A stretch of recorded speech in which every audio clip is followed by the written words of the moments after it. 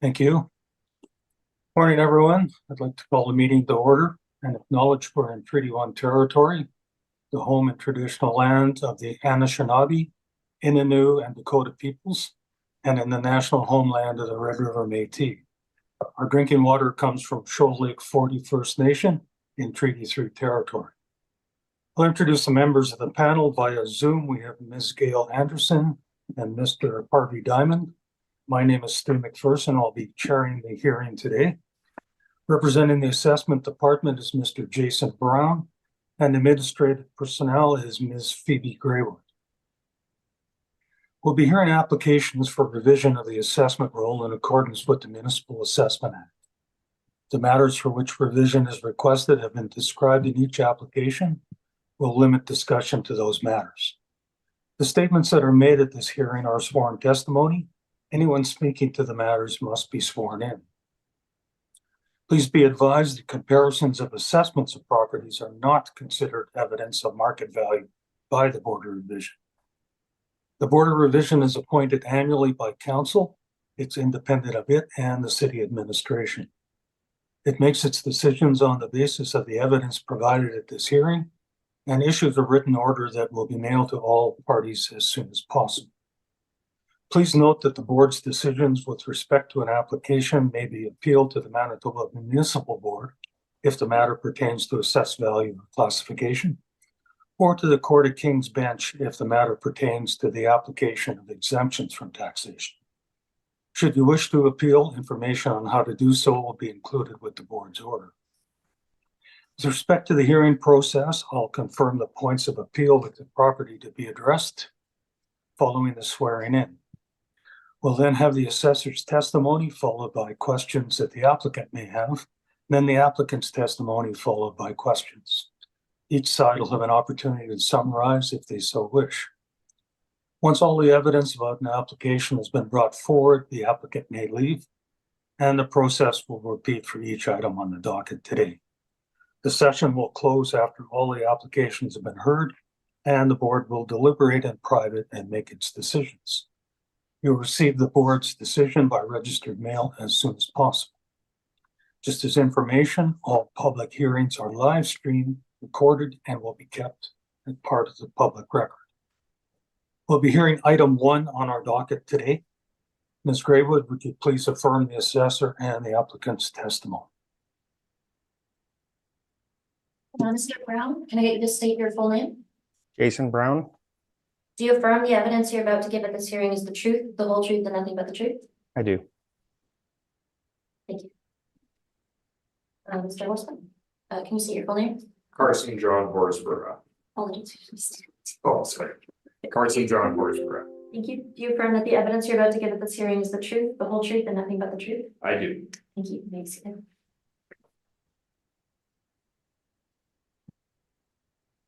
Mr.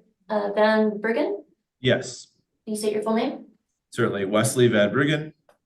Do you affirm the evidence you're about to give at this hearing is the truth, the whole truth, and nothing but the truth? I do. Thank you. Thank you. Good morning, Mr. Van Bruggen. And I'm sorry, I didn't catch the other gentleman's name. Was it Mr. It's a bit of a mouthful. Horsburgh. Horsburgh? Yeah. Thank you. And will you both be giving evidence this morning? Yes. Okay, and you're here representing the owners of 331 Smith. Correct. Firstly, we have classification and liability to deal with as well. Are you prepared to address that? Or is it just the amount of assessed value that we're going to be doing? It'll just be the amount of the assessed value, Mr. Chair. So will you be withdrawing the classification and liability? We will. Okay, thank you.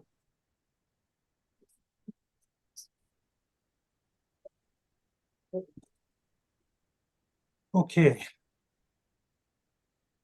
We can then proceed. So we will hear the assessor's evidence first. When you're ready, Mr. Brown. Thank you, Please. Mr. Chairman. We do have one preliminary issue, Mr. Chairman. What is that? The applicant's evidence contains post-reference material.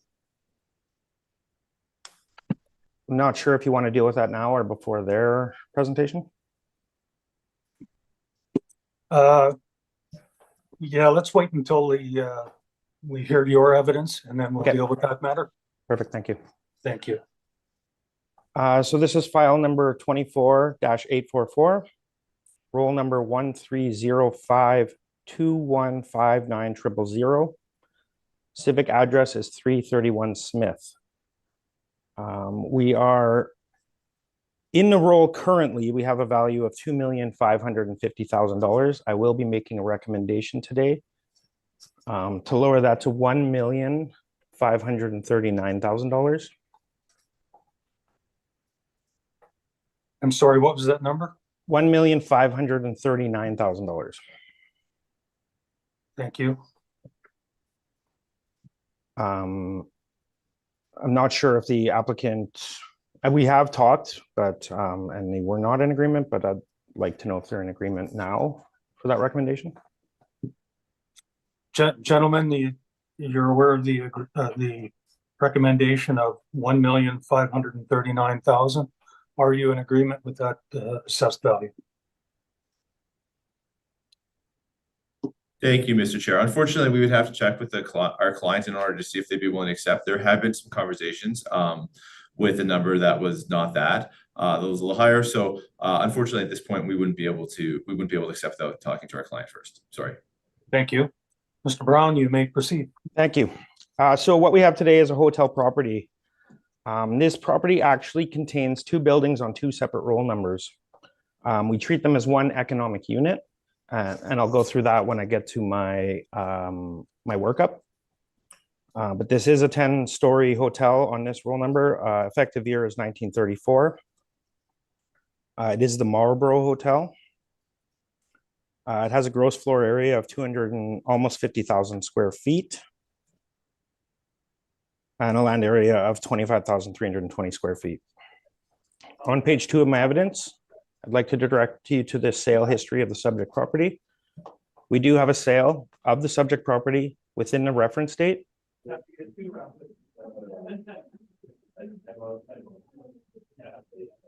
Sorry, I'm getting some feedback. So the sale was in the 19th of the 7th month for $3,100,000. This was in 2022, so before the reference date, which was April 1st, 2023. The neighboring property, which is part of the same economic unit, it contains some of the amenities of the hotels at 330 Gary, also sold the next day for $2,550,000. So the combined asset sale was $5,660,000. Moving forward to page 3, we have my income workup showing the original value of $2,550,000. I'd like to direct you at this point to my revised workup, which contains the recommendation for $1,539,000. I'll give everyone a second to get that up. Do we have that in our SharePoint, Ms. Graywood? Just updating now, 1 second.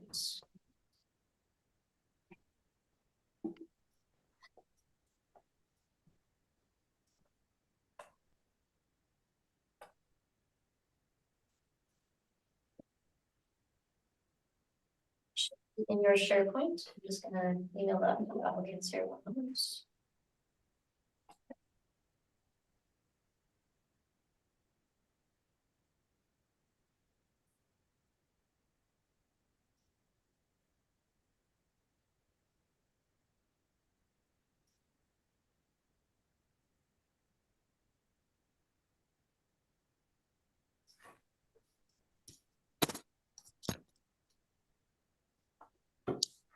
It's a 2-page document, is that correct? I'm sorry, I missed that. Is it a 2-page document? Correct. I have it now.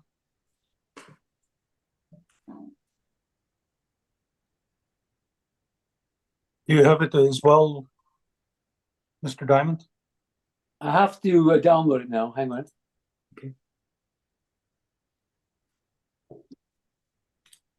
Mr. Van Bruggen, do you have it? Setting it down.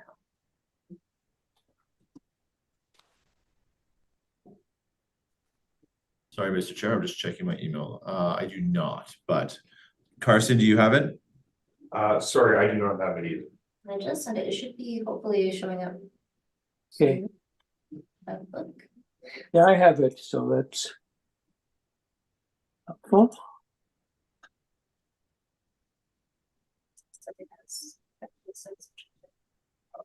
Okay, I just received it. I've got a document now. We all have the docket then? Or is it, sorry, the document? Yes, I have received it. Thank you, Mr. Chair. Thank you. Okay, Mr. Brown? Thank you, Mr. Chairman. So what you'll see on this document is a 3-year stabilized, although because of the sale year in 2022, we did not receive the information that year. So we've taken the 2020 and the 2021 years, which you'll see in the middle columns, and these figures are taken directly off the financial statements. We have not altered them at all. And then at the bottom, you'll see the net operating income in yellow, which I'll address on the next page. To the right, you'll see the stabilized column. All the figures in red have been derived by the department because we were missing the 2022 year. So we've looked at the 2020 to 2021, and we've kind of extrapolated from there. So we've used $2,400,000 for the room revenue, which is similar to the 2020 year. And similar to that, we've used $1,550,000 for the food and beverage. Everything kind of follows the 2020 and the 2021, and just what we thought would have been happening at the reference date of April 1st, 2023. For the expenses and the departmental expenses, we've used a combination of looking at the historical performance of this hotel, and we've looked at the comparable properties and the way they're performing. So we've used 22.5% of the room revenue for the room expense, 30% of the food and beverage revenue for the costs and wages, respectively. And then we've put other at 48.8%. Undistributed, which actually contains the administration in general, which are the first 3 lines of those expenses. We've used a combined 17%. And once again, most of these figures will follow the 2020, which was the closest, we think the closest year to what would have been happening in April 1st or 2022, or by the reference date.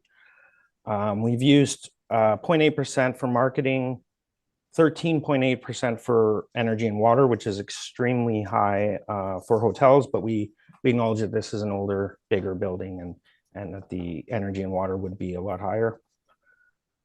Repair and maintenance, we've put to 6.3%, which is in line with what's been reported in the past. And then from there, we've further reduced that by 4% for management fees and 3% for FF&E reserve. The business tax we've used are the actuals for 2022. And the insurance has been stabilized at the historic number of $140,000. This gives us our net operating income of $575,440. We've capitalized that at 10%. That's the where the difference comes from my original workup to this workup. We've given 2 points to the cap rate. And then we've reduced that by 15% for FF&E, which is furniture, fixture, and equipment deduction. And then in the red, you'll see the conference center next door. So we treat these as one economic unit. We value them together, and then we back out the value of the neighboring property. So at the end of the day, if you combine them, it would be $4,891,000. But for the hotel portion, it would be $1,539,000. The idea is that they would be paying taxes on the entire economic unit. The hotel uses the place next door. It has the pool and the water slide and some conference rooms. So it contains amenities, and it's similar. We have some similar properties where the parking lots are on separate roll numbers, and we treat them the same. The idea is that those properties need the parking lots to operate as a hotel. We have some with a vendor on a separate roll number, and we treat those the same because it's an amenity of the hotel or a revenue stream of the hotel. So we value them together and then we back out the conference center located at the different roll number. So there's my value of 1,539,000 revised. On the following page, you'll see the breakdown of administration and general expenses. I've highlighted those in orange. They correspond with the orange figures on the other page. You'll see the 564,478 corresponds with that line. And then below that, you'll see the reconciliation to the financial statements. So this just shows what we've taken out of the calculation.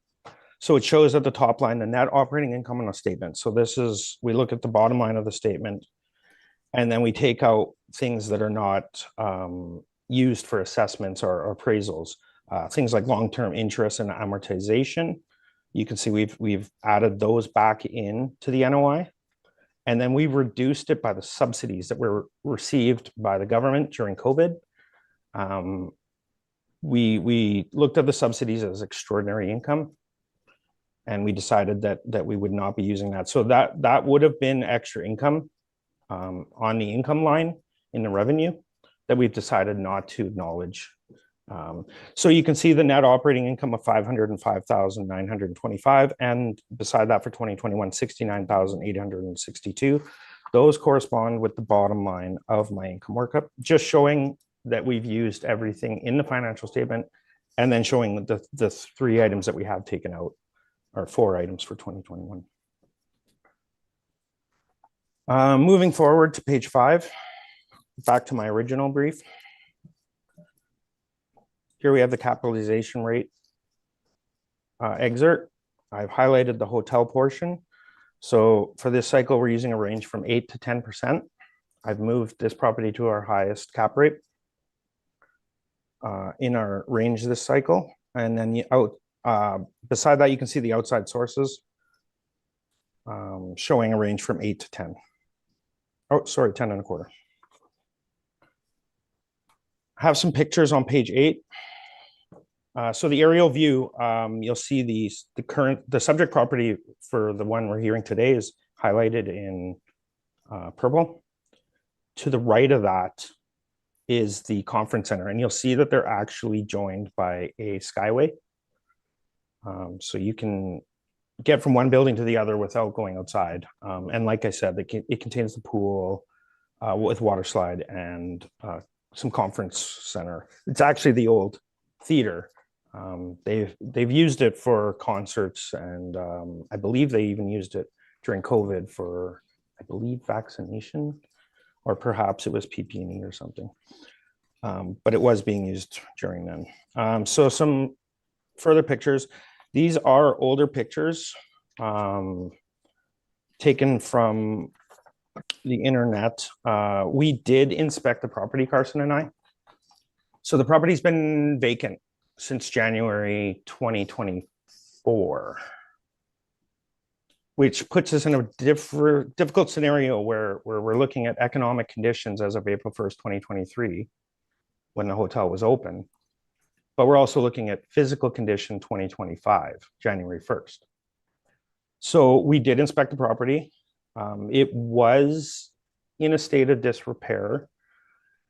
My honest opinion is that it wasn't as bad as I thought it was going to be. I'd been in the property about 5 years previous, and it actually didn't look much worse than it did 5 years ago, other than some, a little bit of wear and tear and perhaps some, but being in the building 5 years ago, the carpets were still stained, some of the paint was still peeling.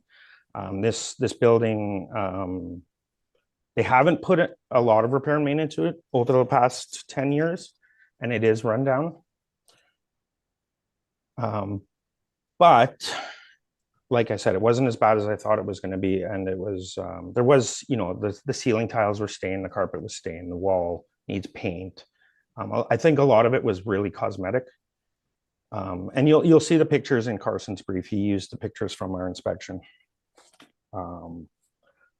But based on that, we asked that the revised assessment of $1,539,000 be used. Thank you. I'm open for questions. Thank you.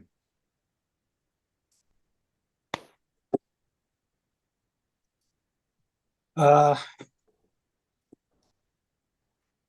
both you gentlemen going to question the assessor, or is just one of you going to handle that? Carson will ask the questions, Mr. Chair, and if there's anything at the end, I might chime in, but Carson will be leading this. Thank you. Okay, thank you. Mr. Forsborough, when you're ready, you can question the assessor. Mr. Brown, you had originally assessed the building with an 8% cap. You've since revised it to 10%. What considerations go into making that decision to raise the cap to 10% when originally you had it at 8%? After our inspection, we discussed internally, and then we thought that maybe the risk was a bit higher now. Once again, this is difficult because the economic conditions, April 1st, 2023, the hotel was operating. There is a sale within the reference date. But knowing that we're looking at the physical condition as of January 1st, 2025, and when we did inspect it, the hotel was run down. It does need, it's suffering from deferred maintenance. It needs an injection of money to bring it back up to standard. And so we decided to reflect that with a higher cap rate. Regarding the photos used in your disclosure, why did you feel it was appropriate to use photos from 2011 when you had inspected the property and seen the actual condition? You and I were working under a tight timeline. I thought we had a deal in place. It was advised to me the day before evidence was due that perhaps we didn't and that you were going to submit evidence. So honestly, I put this together kind of last minute, and I was just under a time crunch due to the fact that our negotiations didn't provide a resolution in the end. Would you agree that the photos used in your brief do not reflect the condition of the property? I mean, it wasn't, I don't think it was that much different. Some of the furniture was out of the bar area in 11. The beds weren't made in some of these rooms when we went in them. The banquet center didn't have all the tables set up, obviously, with tablecloths. But other than that, I don't feel that the hotel was in that much worse condition. Obviously, these pictures were taken off the internet, so they're going to be showing their hotel in the best light that they can. But yeah, the hotel's a little more rundown in these pictures. I'll give you that. What other criteria does the assessment and taxation department look at when determining the cap rate for a hotel? Well, we look at sales of comparable buildings, and we look at outside sources. Would you agree that the Marlborough Hotel represents one of the highest risk investments for hotel properties in Winnipeg? I would not agree with that. We have some hotels that operate more as rooming houses with monthly rentals, shared bathrooms. I've been in a number of hotels that were in considerably worse condition than during our inspection. Things like the McLaren and the Sutherland. You mentioned that 330 Gary, the attached old Garrick Theater, had conference rooms. When you and I inspected the building, did you see any conference rooms or did you see rundown theaters? I mean, it's an old theater, but they are advertising it as a conference center. And if you look at page 18 of my evidence, this is off the website. It shows the capacity of each theater. And it also says it underwent a $1.5 million renovation. That was in 1999, it looks like. But it looked, yeah, like, would they use it as a conference center? But no, but it could be rented for a number of other events.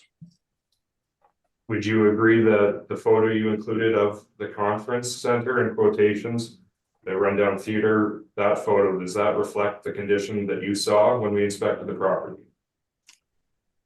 I've been in that building a number of times over the past 20 years. Honestly, I don't think it looked that run down compared to the photo. The photo, I mean, it's hard to tell any details in that photo. When we went in it, the lights were off, and in this photo, the lights are on.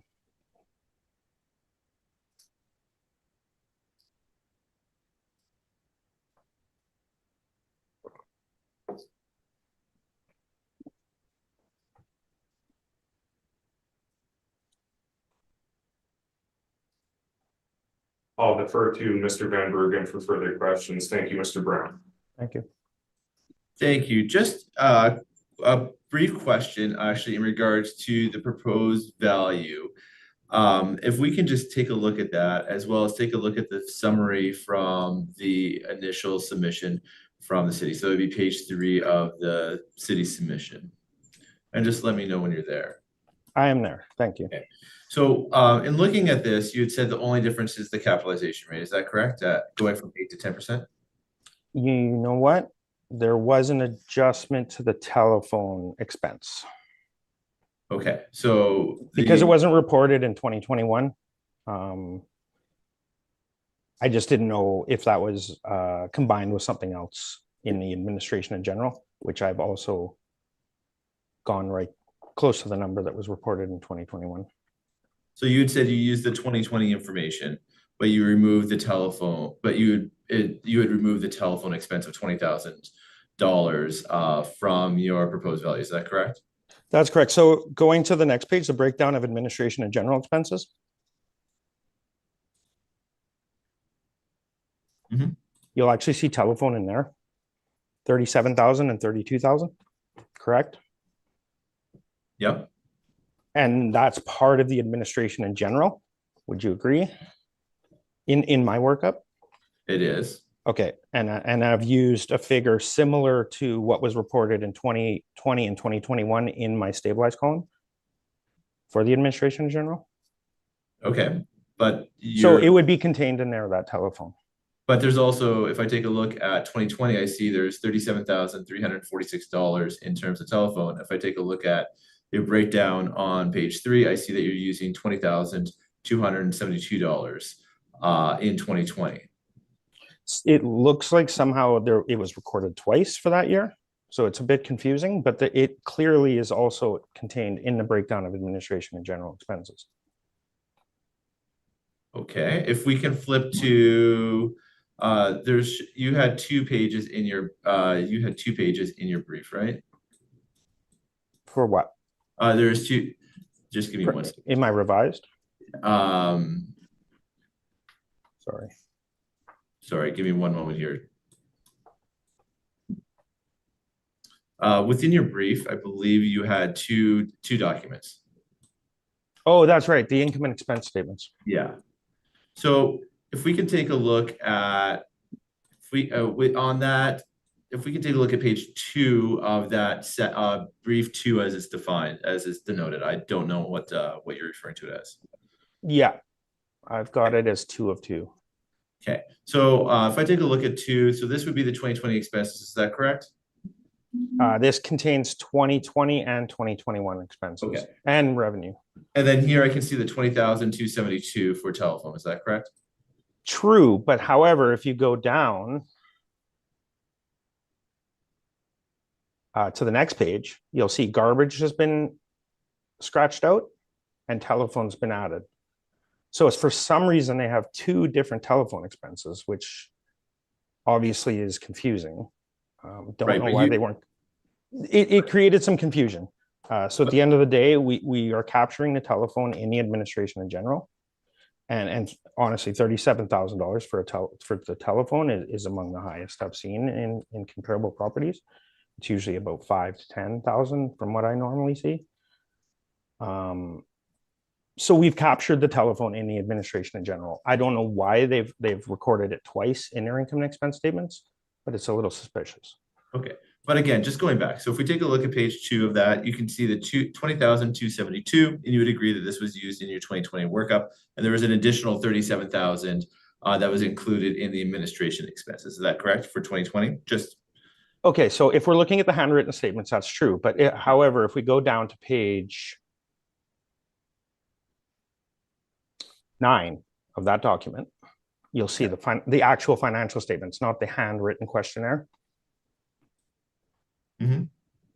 And in there, about 3/4 of the way down, you'll see telephone 37,346 and 32,884. But again, we don't know where they would have put this. Is that like do we know that the 20,000 is not included in some other one, like perhaps in room costs or one of those other costs associated with the property? They reported it Cost of one sales, year on perhaps? one of their financial statements. It's not reported in their actual financial statements. I don't see it anywhere else in the actual financial statements. Okay. Which is normally what we do so that we can reconcile it. And then even the next year, Yes, if we could turn to page 18, I think that would be the next year. well, so once again, we've used the financial statements on page 24, not 18, but I will go to 18. Okay. I'm on page 18. Well, 1 second, please. This is the handwritten one then? We Correct, yes. we don't have page numbers on ours. So correct. I'm just So- going with the actual Adobe page numbers. Yeah, if we can, so Mr. Chair, if you take a look, the question I'm referring to is if we take a look, we'll look at the hotel and motel expense questionnaire and the date, it should be dated June 30th, 2021. And I'm looking at the second page of that questionnaire. If you could just let me know if you're there.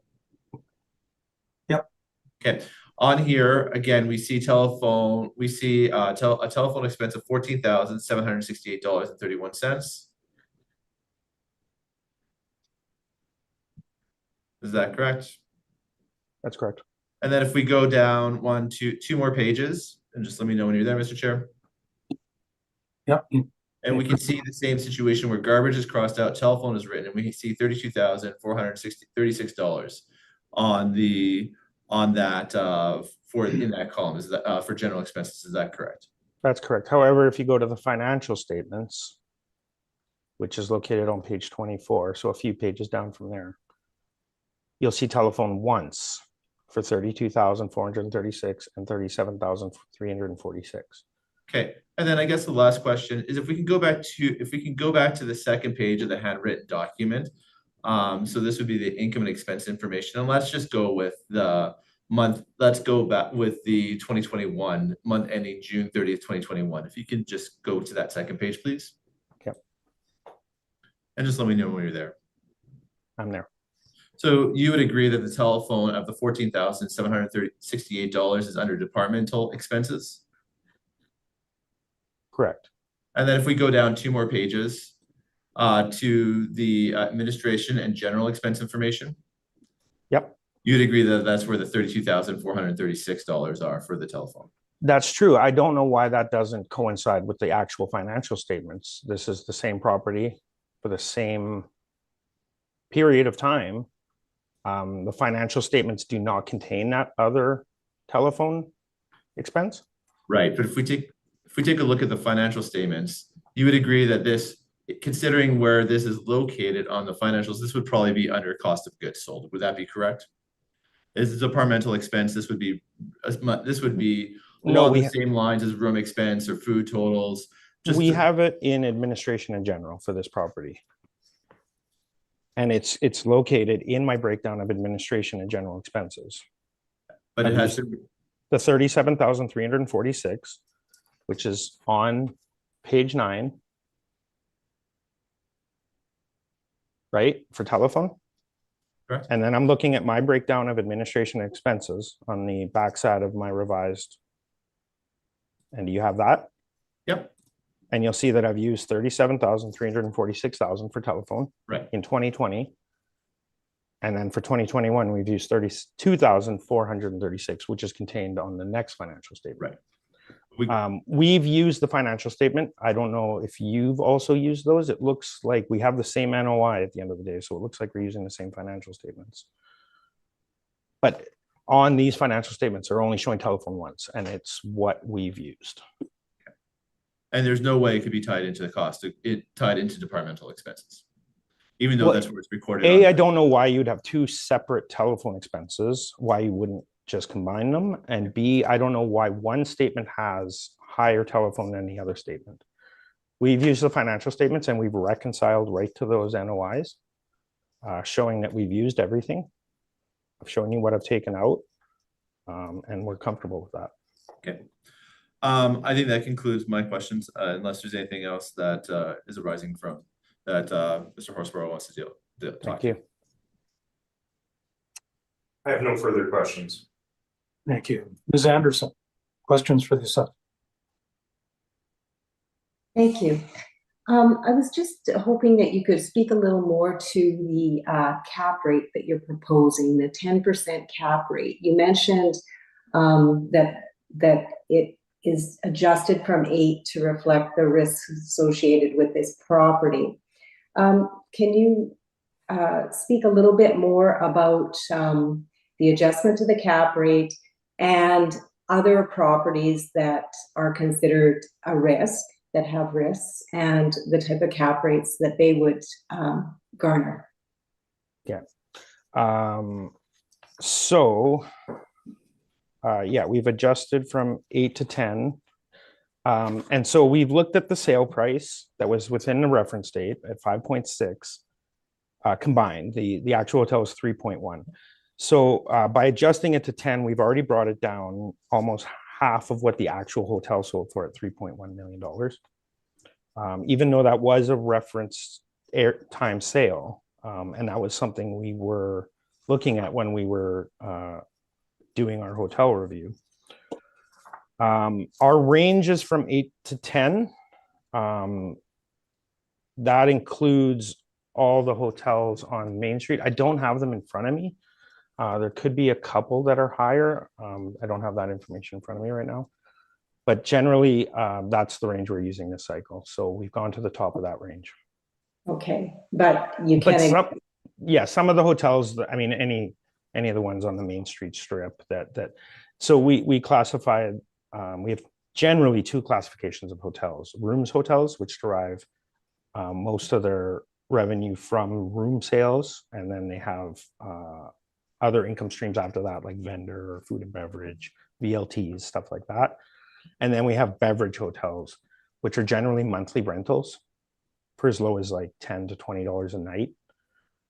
Some of them have shared bathrooms. They're generally very rundown in higher crime areas. And these are places like the McLaren and the Sutherland Hotel, properties such as that. And those would be at the highest risk. Okay. And my other question, just in regards to the inspection, what was the date of the inspection that you inspected the property? That's a good question. Just the month?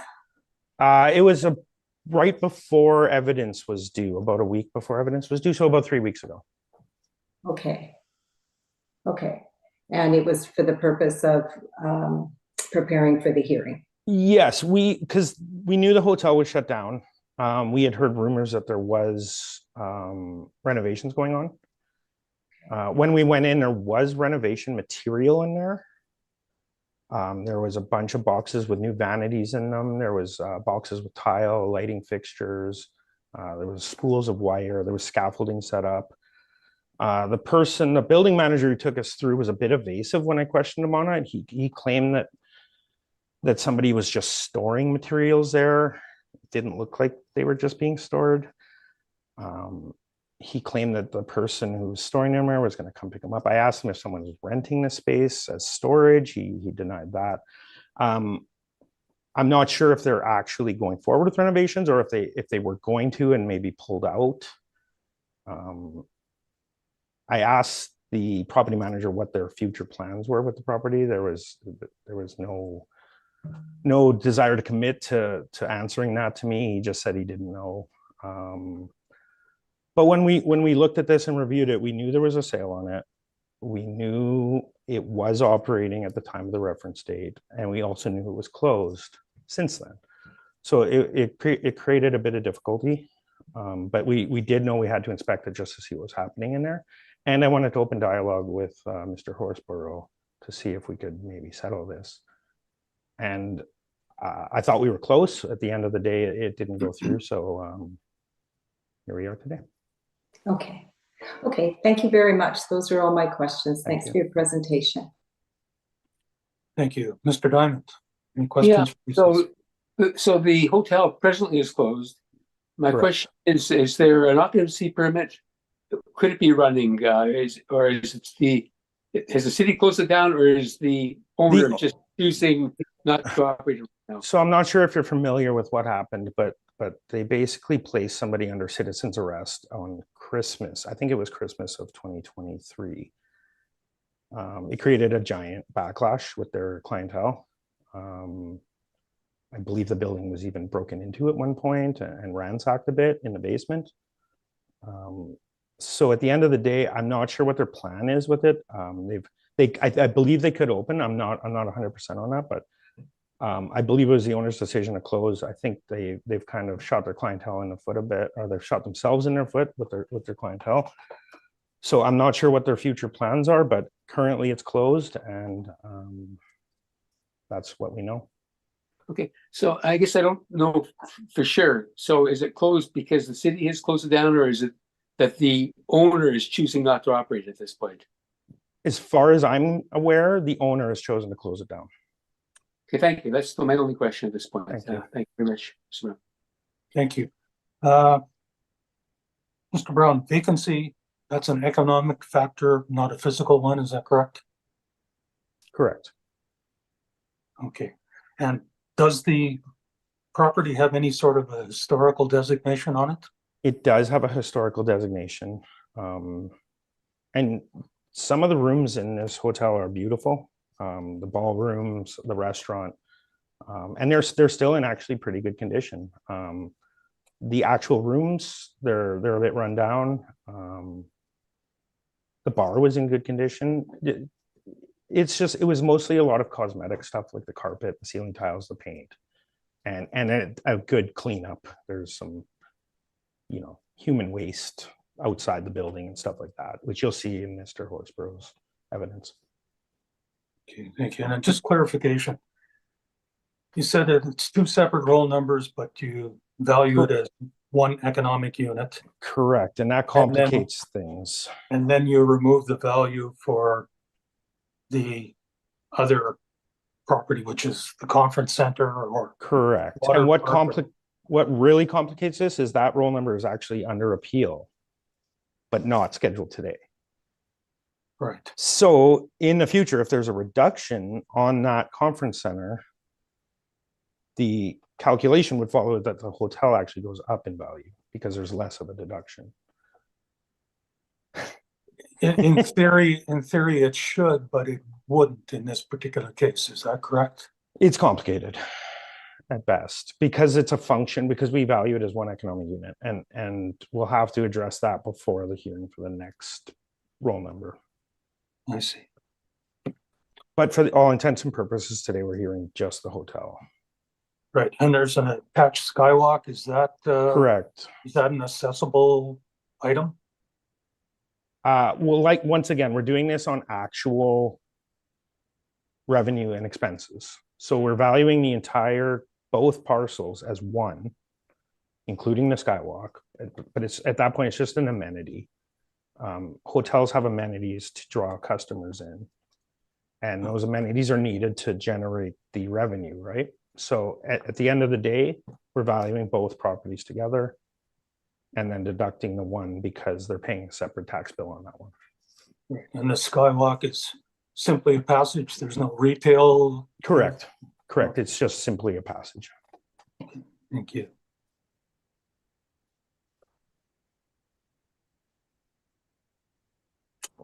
Okay, those are all the questions I have. Thank you. Thank you.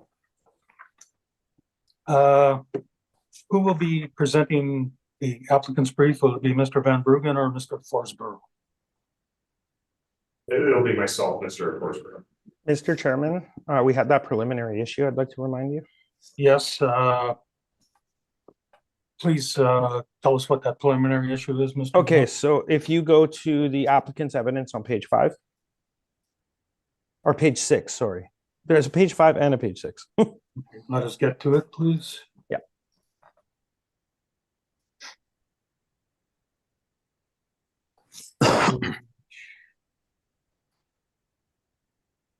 I've got page 5 and 6. I have a requested assessment and Correct. characteristics and physical condition. I'm looking at item 3, requested assessment. And Okay. it's an income workup, yeah. So this looks similar to mine. You've got the 2020 and the 2021 columns showing the actual performance of the hotel for those 2 years. Blank for 2022, similar to mine. And then you're going to see 2023, June, which is after the reference date of April 1st, 2023. For the intent of this hearing, I'd like no weight put on that column. It is post-reference, and I don't believe it should be admissible in this hearing. Thank you. Thank you. Would you like to address that, Mr. Forsborough? I disagree with what Mr. Brown has said. I believe it is important that the board look at that and have an idea as to how the property is actually operating, as there was a change in ownership. So I do believe that it's important and it should not be discredited. Sorry. If I could just hop in as well, Mr. Chair. If we take a look at the historic income and expense forms that have been filled out for the property, you can see that they're all dated as of June 30th, 2020, June 30th, 2021. So it's clear that they're using a June year end as they're putting together the information. So again, when we're taking a look at what the value of the property would be, we're looking at the financials that are coming in, only a couple months, that would be only a couple months after the April 1st date, which would have been right around, if we're looking at what the market value would be as that, the 23 financials would have captured the performance of the property for that time, right up until, at that time frame of April 1st. And again, this is one of those functions where the year end just happens to be a little different than the either December or the April year end the city's using. So it's simply showing what the performance of the property is, using the same year ends that the city has used when they were doing their calculations. Thank you. And Mr. Chair, if I can add further, Mr. Brown included information in his evidence that was 11 years or 13 years old. So I don't feel it's too much of a stretch for us to include evidence that is a few months different from the reference date. Yeah, I guess the comment there would be is 13 years is historical and the 2 months is after the reference date. I think that's the issue we're discussing here. So, Ms. Graywood, would you please put us in camera? Board will recess to discuss the matter. Shouldn't be a long discussion. Please, everyone kind of stay close and we'll reconvene once we made our decision.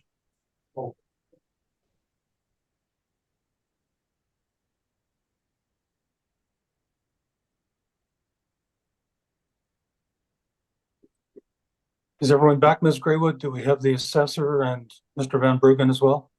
Yes, everyone's here. Thank you. I will call the meeting back to order then. The board has conferred and our decision is that the last column headed June 23rd will not be given any weight. The reason for that is because it is after the April 1st, 2023 reference date. Had it been up until March 31st, 2023, we could give it consideration. But in this case, we will not. So we will not be placing any weight on that column that's included in the requested assessment. Having said that, we will have the presentation. Is it Mr. Horsborough that's going to be presenting the brief? It will, Mr. Chair. Thank you. Okay, thank you. When you're ready, Mr. Horsborough, we'll have you enter your evidence, please. I apologize, Mr. Chair. I have disconnected from the internet and I have to reopen my submission. That's fine.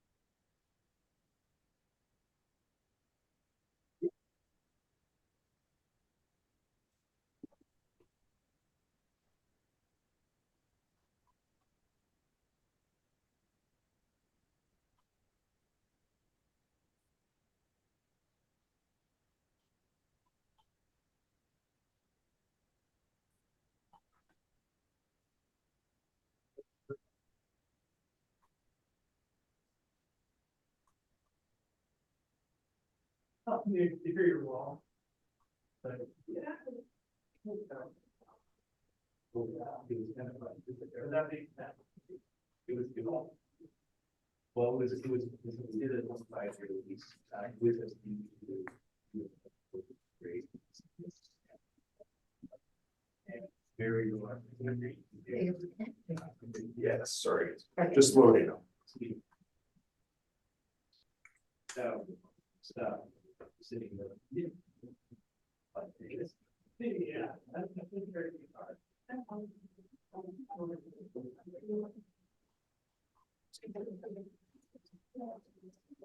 If it's okay with the board, I'll begin my presentation. Yes, please proceed.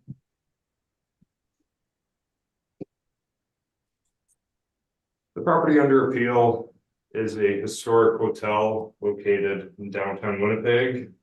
Has 148 rooms and was originally constructed in 1914 with further floors added in the early 1920s and 1950s. The property has been incorrectly assessed at a value of 2.55 million, which Mr. Brown has since revised to 1.539 million. It is MNP's opinion that the correct market value for the property is $1.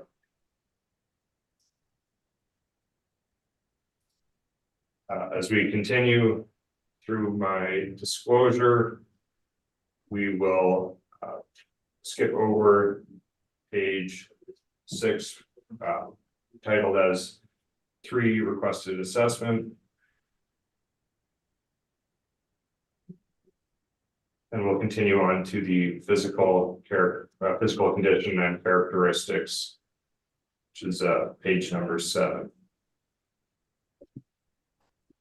So in our discussions with the building manager, I do want to start by pointing out something Mr. Brown had said earlier. He said that the manager was not forthcoming with information and said very little. I do find that statement to be somewhat unfair, as for the manager, English is an additional language to him, and his English language skills were quite limited. So that would be the reason why he didn't have a whole lot to say when Mr. Brown questioned him. So continuing, when we inspected the building, we did speak to the manager and the owner, who described multiple instances of squatters breaking into the building, smashing through the windows. As we will see later on in the brief, in the photos, the majority of the main floor windows have been broken and are now boarded up, including the front doors are completely boarded up. And the exterior of the building is stained with human excrement, urine, and there are needles, drug paraphernalia, and garbage littered all around the hotel. The property is in critically poor condition. It's worth noting that all of the windows in the building are original, and we can have a look at the historic report included later on in the brief, which describes the windows of the building as having wire mesh. Those buildings are original to the early 1910s and the 1920s, with the further floors having original windows from the 1950s. As Jason will have noted during the inspection, many of the windows are broken throughout the building and have styrofoam covering them to reduce the draft and airflow.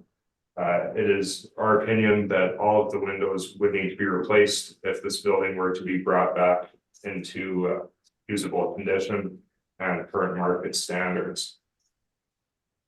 The cost of replacing those windows would be astronomical, likely in the $1 million range. As shown in the photos and as noted during the inspection of the property, very few of the hotel rooms have been renovated. The last time, and this is included later on in the brief, the last time the property received any major renovations was 70 years ago. Mold growth was evident throughout the property, particularly in the bathrooms. It's a serious health hazard, which is difficult and costly to remediate. Noted in the photos included in this disclosure are blood stains, urine stains, feces stains, other bodily fluids, and water damage is evident throughout the hotel, including walls that are starting to actually, you can see the water in the walls. The walls are starting to push out from the water damage. So serious damage throughout the hotel as noted during the inspection. Now, it is very important to note that the property has been historically designated, and that historical designation prevents the property from being significantly altered or demolished. The costs associated with bringing the property into line with current market standards far exceed what the property's market value would be if it had been fully renovated and brought back up to current market standards. So in this sense, the property is both functionally obsolete and economically obsolete. So as we carry through the brief, we can see Mr. Brown's original valuation of the property.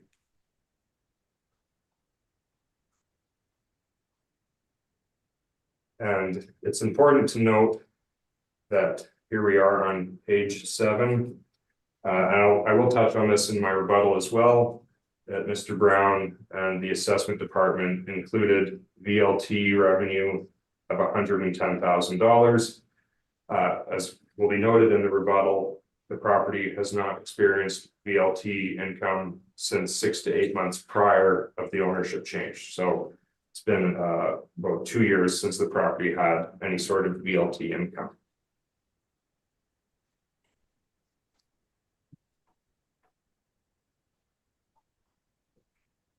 Now, if you care to look at the photos, some you might not want to look at for too long, as I know they are somewhat distasteful, but it does show you the reality of the property.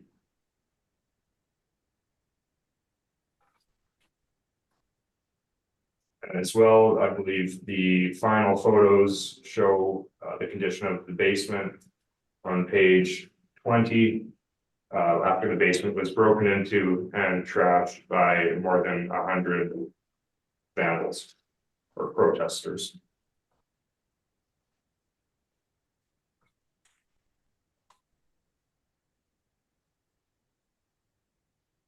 It's also worth noting that on page 25, I have included a memorandum that was passed out to the staff of the Marlborough Hotel.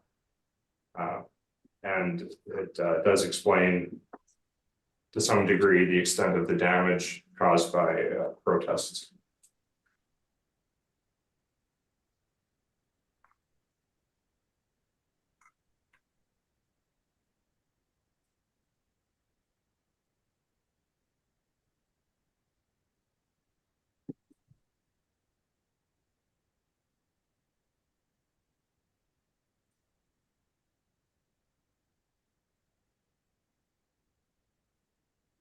As we carry on to page 41 of the disclosure, it's noted that the property has been assessed with, or was originally assessed with 2.4 million of room revenue and 1.946 million of other revenue.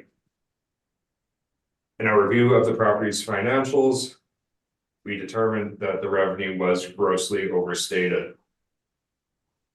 However, I won't comment further on that, as the board has already decided that any financial information after April 1st, 2023 will not be considered. Thank you. However, it is important that I provide a bit of an overview as to what happened with the hotel that has ceased functioning. There was a widely publicized event on Christmas 2023 where an unruly guest was armed with a knife and threatening hotel staff and guests. The staff of the hotel made the decision to place zip ties over the hands of the unruly guest for her own safety and for the safety of the other hotel patrons and guests. The incident was caught on video and it became viral on social media. There was a bit of an outrage. Protests ensued in the following days outside of the hotel. The protests expanded to having over 100 people who then broke into the hotel and ransacked it, vandalized it. You can see the photos of the graffiti. The basement especially was trashed and ransacked, and windows broken, furniture destroyed, severe damage. Hotel staff, as interviewed by myself and Jason, Mr. Brown, sorry, will remember that the hotel manager told us that the staff were experiencing death threats. They were advised by the Winnipeg Police Service to vacate the hotel. That included any guests that were staying at the hotel. The police told the management and the staff of the hotel that they could not be kept safe. And following that advice, the staff and all guests evacuated the hotel. The hotel then ceased operations in January 2024 and has not had any revenue since this time. The entrances to the hotel remain barricaded.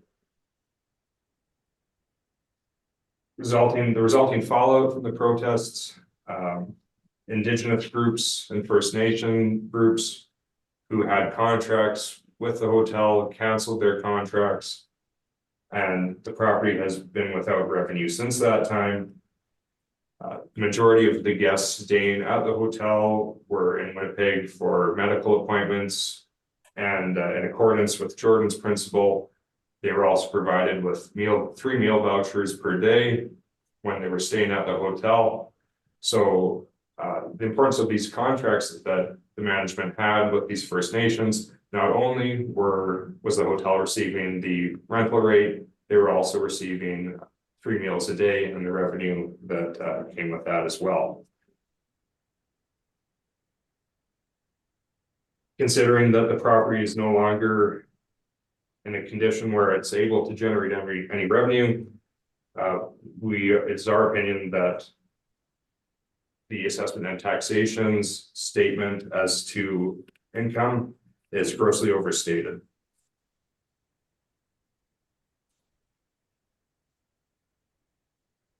Also, in reviewing Mr. Brown's calculations as to expenses, we found that the expenses have been incorrectly assessed as well. In particular, energy and water. The property, given its age and condition, how difficult it is to heat the property. The actual utility expenses far exceed what the city's determination was. The city has stabilized energy and water expenses at $600,000. In reviewing the actual performance of the property, we found that to be quite a lot higher. Although, again, I won't go into too much of the financial details here, as they are post-reference. It is worth noting that the furniture, fixtures, and equipment expense is no longer an expense for the hotel, as they're no longer operating, and they have no reason to be placing into that reserve. Now, in discussion of capitalization rates, it is important to note that the city's determination of appropriate cap rates for hotels range from 8% to 14%. The city does specify that the 11 to 14% capitalization rate range is better suited for what they define as beverage hotels. I believe, and it is M&P's opinion, that the 11 to 14% capitalization rate is more appropriate for the hotel, given the associated risk, investment risk that the Marlborough Hotel represents. and the reputation that the property has, which is widely known throughout the city.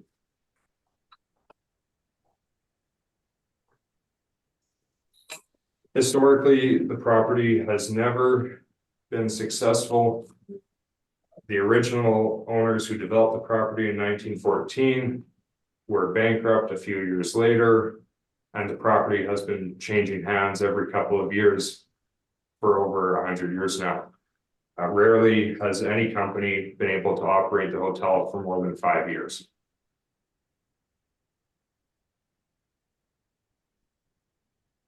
From a market perspective, the Marlborough Hotel, given its size and its age, represents the absolute most high-risk hotel investment in the city of Winnipeg. It's for that reason we feel that the highest possible cap rate of 14% is the appropriate cap rate in valuing this hotel. I'll also note that I worked for the Assessment and Taxation Department for 3 years prior to joining MNP as their senior consultant in Manitoba. And I strongly believe in the Assessment and Taxation Department's mission, which is to provide fair, open, understandable, and defensible property valuations and classifications for the equitable distribution of taxation. In this regard, the city has failed their mission, as the assessment is neither fair nor defensible. To conclude, I want to again remind the board of the reputation that the hotel has, the shape that it's in, and the economic obsolescence and functional obsolescence that the hotel faces. That's why we're requesting the valuation of $1.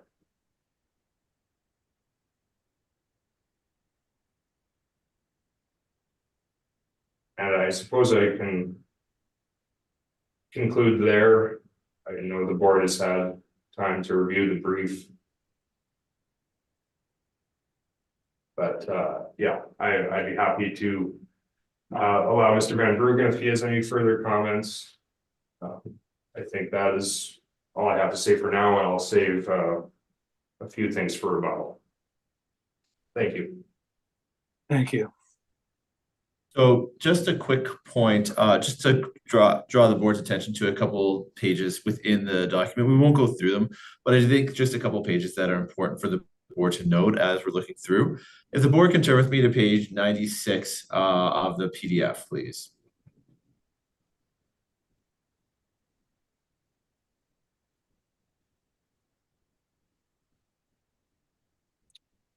And just let me know when you're there.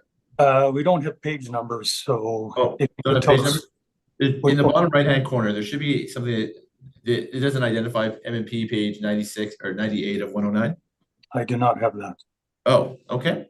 I apologize. If the board can turn towards if you can turn towards the end of the submission, if you go to the very end, 1, 2, 3, 4, 5, 6, 7, 8, 9, 10, 11, 12, 13 pages from the end. And what is the, It should be a news article, Assembly of Manitoba Chiefs withdraw business from Winnipeg Hotel.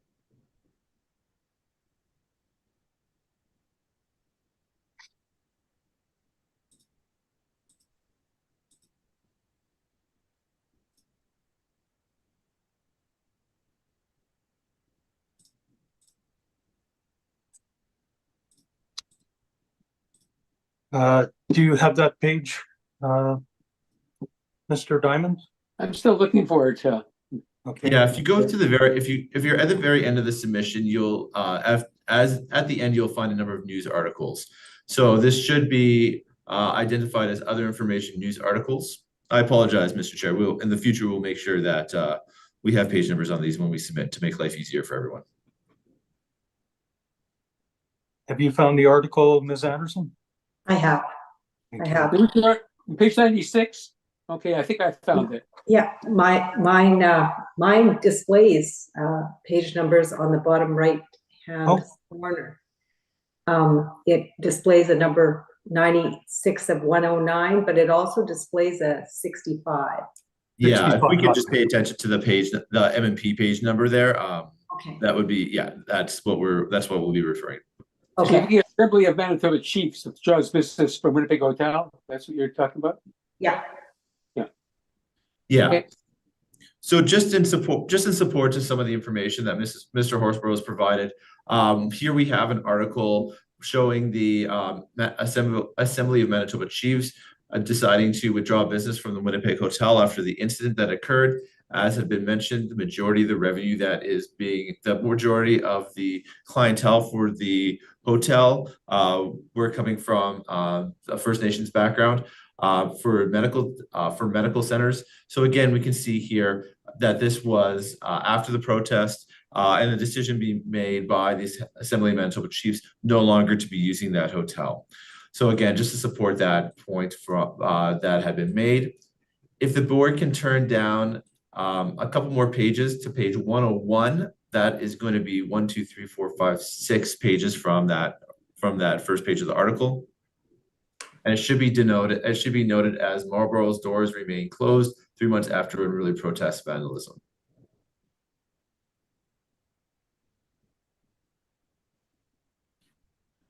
And just let me know when you're there.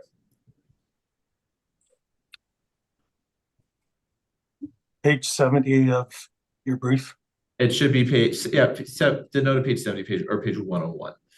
So again, this is an article in regards to the protest, the outcome that has come from that protest, what has happened to the hotel. And again, understanding the timelines, but I think it's very important for the board to recognize the situation that the hotel finds themselves in, and just the circumstances around this hotel and some of the challenges that are going to be facing this hotel as they are getting ready to go. It should be noted that these are articles that were picked up and widely reported nationally. So this was information that was shared not just specifically in Winnipeg, but Canada-wide, making this additionally challenging this hotel to deal with. 2 more pages over, this should be denoted as page 73 or M&P page 104 of 109. We have another one just talking about some of the challenges at the property and what's happening there. So again, the purpose of highlighting these articles is just to provide the board a little more color in terms of the circumstances surrounding this hotel, because it is unique. These would have significant impacts on what the market value of the hotel would be, as well as the ability to operate this hotel, given the challenges that this hotel has been facing.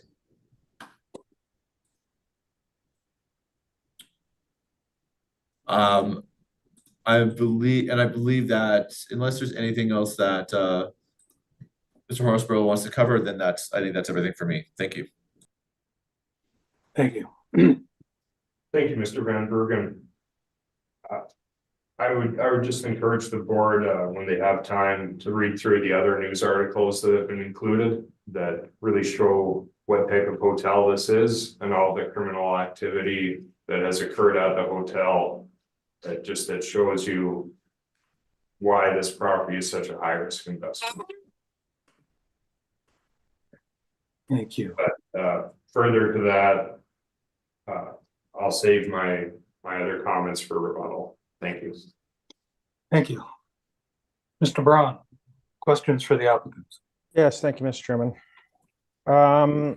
Some of the pictures contained within your evidence were not from the inspection, that's correct? That is correct. Some of the photos included came from news articles surrounding the incident that occurred over the winter.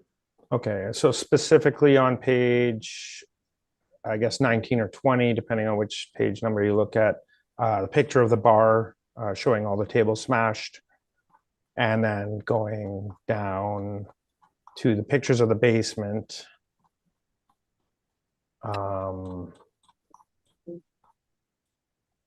Page 37, 38, 39. That wasn't the current condition of the building when we inspected it. Those messes have been cleaned up, correct? Correct. The final 3 photos we did not inspect those parts of the property. But the photo of the bar being trashed, that was from a news article. Okay. Would you agree that a lot of the issues with this building would be considered cosmetic? Like there was no signs of massive structural damage or anything like that? I would not agree with that. The building has a lot of issues as outlined. I wouldn't consider a majority of the broken windows to be cosmetic. Those are important. You won't be able to get an occupancy permit for this building and continue operating it when all the windows are boarded up. So no, I don't feel that the property has cosmetic issues. I think it has serious issues that are not just cosmetic. Okay, to be clear, it's just the windows on the ground floor that were broken?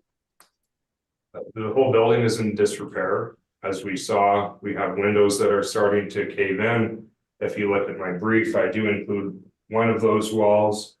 I would say the water damage, the repairs that will be required for some of the water damage throughout that building go far beyond what I would consider to be a cosmetic repair.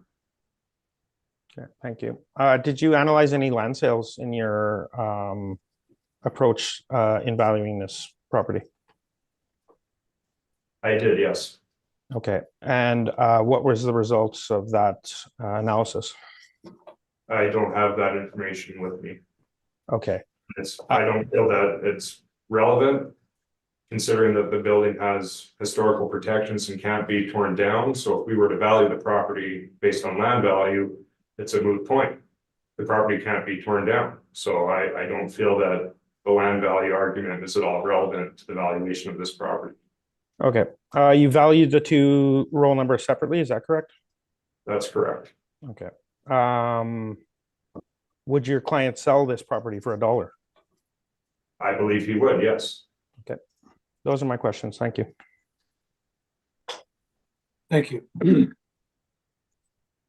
Mr. Diamond, questions? So there was an incident and there was vandalism, and we were clear of that. You brought to our point, and a lot of windows were broken, and there was further damage inside. Was an insurance claim made on the insurance on this property for vandalism and break-in? We're not sure of that. As far as I'm aware, I've seen. Are these things covered by insurance? I would have to review the insurance policy. I'm not at all sure. Would that be relevant? I wouldn't say so. No, I don't believe it would be relevant at all. Well, if an insurance claim could be made and the monies that were brought would restore the windows and enable the property to be reopened, would that not be relevant? In terms of the real estate value, the market value of the property, I don't feel that the insurance claim were to come through, it would really have an impact on the market value of the property. And you have no idea what how much that payout by an insurance company might be. Well, the incident occurred in January, and we inspected the property a few weeks ago. No windows have been replaced. There's been some minor cleanup. I would imagine that if an insurance payout had occurred, we would have seen some activity towards restoring the building. Or would they maybe just take a cash payment instead? I'm not sure. I could only speculate. Okay, so can I. Thank you. I have no further. Thank you. Ms. Anderson? All right. My question relates to the damages as well.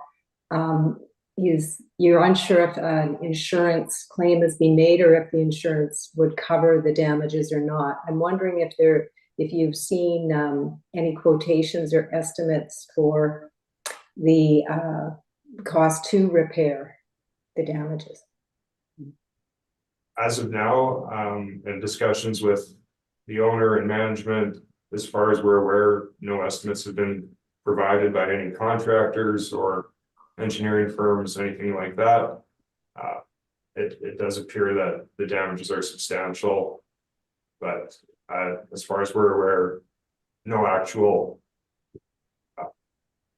estimates have been provided. And I'm just gonna pipe in here. The challenge that the owner has, this is an exceptionally difficult property to figure out what to do with at this point in time.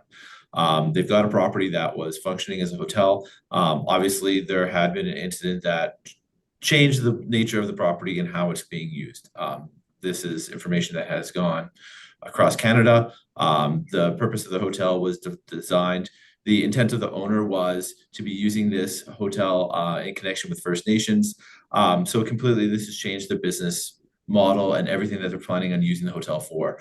So this has very much put a pause in terms of to trying to determine what the road forward is. Just given all of the uncertainty on this particular property. So again, that's part of the reason why there's just everything has basically come to a standstill at this point in time as they're trying to work through what this all looks like, what it means. Can this property ever get back to functioning as a hotel? What's the use of this property? How do you work through something like that when an event like this has happened? And it makes it very challenging for the owners to know how to even proceed. So is the property occupied currently? Is anyone in the property? No, the general manager checks on the property, but currently unoccupied. Just the general manager will check the property to ensure no squatters have broken in. But other than that, it is completely unoccupied. When Mr. Brown and I inspected the building, the HVAC system had been totally shut off. Almost all the lighting had been totally shut off. The lights were just turned on for us as we proceeded throughout the building. And the skywalk, is it open? The skywalk was open for us, but it was shut and locked. Okay, thank you. Those are all my questions. Thank you for your presentation. Thank you, Mr. Person. Thank you. You say it's a historical designation, and historical designations have different classes, do they not? As to what they allow and what they don't allow? That is correct, Mr. Chair. So what class would this fall under? This property falls under the most restricted class, class 2. It would be similar to the Hudson's Bay property where certain rooms are historically protected within it, and the entire exterior is also protected. Mr. Chairman, can I make a comment to that, please? Yes. Okay, I just want to say contained within the appellant's evidence, in one of those newspaper articles on page 72 or 103, depending on which ones you're looking at. In the Free Press article, it does talk about the historical resource. Under the City of Winnipeg bylaws since 1998, it cannot be destroyed and its exterior appearance cannot be altered. So interior can be altered. I object to that. If you read further into the historical document provided, some of the rooms are also historically protected and cannot be significantly altered either. Do you have that document within your? Included within the submission, yes. Okay, what page? As well as some of the windows, I believe there are some stained glass windows as well. You'll have to give me a moment to find which page.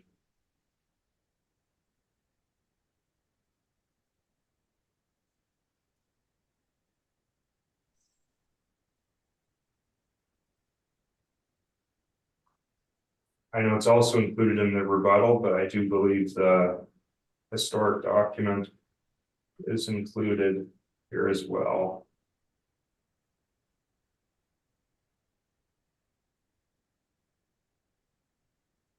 It might be in the rebuttal then. If you'll allow it, we can open that. Well, I guess my question is, what are you rebutting? Has the assessor presented any evidence regarding the historical designation? The assessor is not. Well, then you really can't rebut. That would be new evidence. Correct.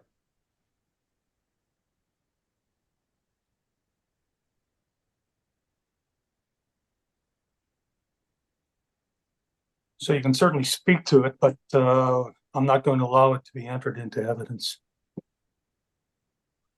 Well, address the historic designation and the rebuttal.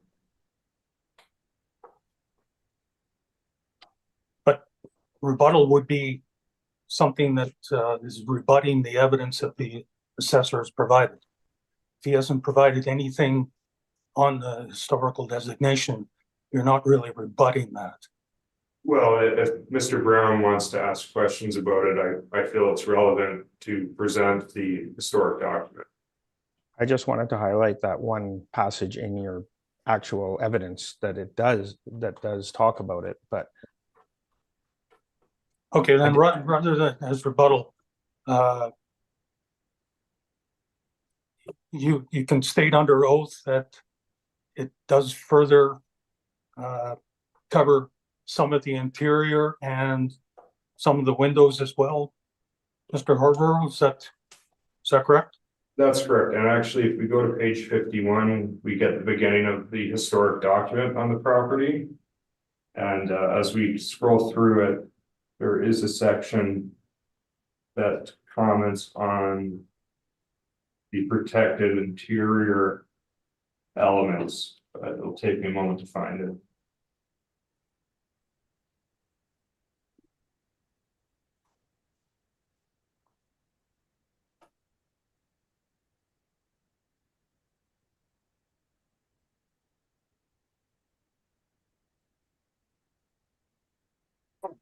That's page 48 of the orange numbers, page 48, is that correct? That's correct.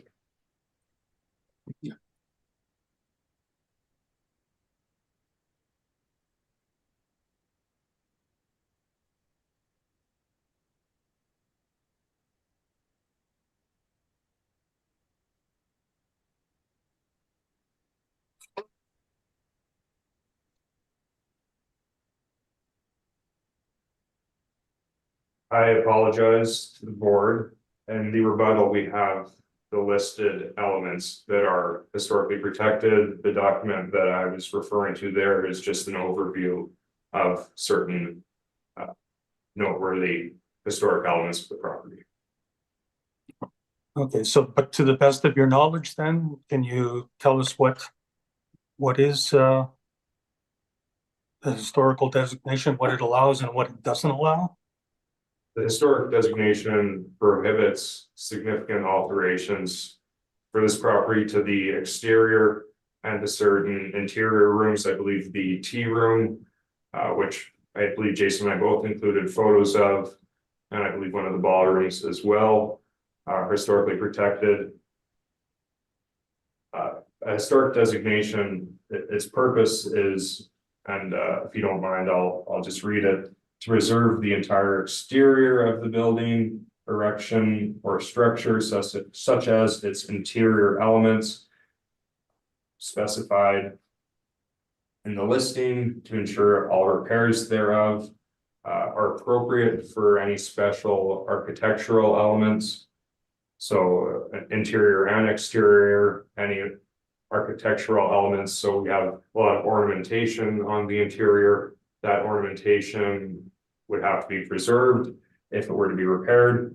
And ultimately, the class 2 historic designation, its purpose is to prevent demolition, removal, or alteration that has been described in the property as historically significant.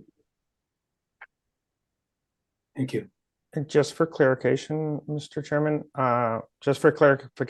Horsborough, and that's only on the original portion of the building. There is an addition, and then there's the event center behind it, and the historical designation is only on the original building, correct?